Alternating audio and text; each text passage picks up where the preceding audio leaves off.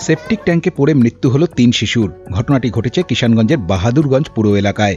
মৃতদের নাম ছোট প্রবীণ, আয়ত প্রবীণ ও সীমা বানু। এই ঘটনায় শোকের ছায়া নেমে এসেছে পরিবারে। মৃতরা সম্পর্কে তুতো ভাই বোন। জানা গিয়েছে শনিবার বিকেলে বাড়ির সামনে খেলছিল এই ৩ শিশু। সেপটিক ট্যাঙ্কের উপরে উঠে লাফালাফি করছিল তারা। সেই সময় হঠাৎই ট্যাঙ্কের ঢাকনা ভেঙে ভেতরে পড়ে যায় ৩ জন। এদিকে শিশুদের না দেখতে পেয়ে তাদের খোঁজ শুরু করেন পরিবারের লোকজন। পরে বিষয়টি নজরে আসে তাদের। এরপরই ঘটনাস্থলে পুলিশ পৌঁছে দেহ ৩টি উদ্ধার করে ময়নাতদন্তে পাঠায়। ঘটনার তদন্ত শুরু করেছে পুলিশ। কিষানগঞ্জ থেকে শক্তিপ্রসাদ জোয়ারদারের রিপোর্ট, উত্তরবঙ্গ সংবাদ।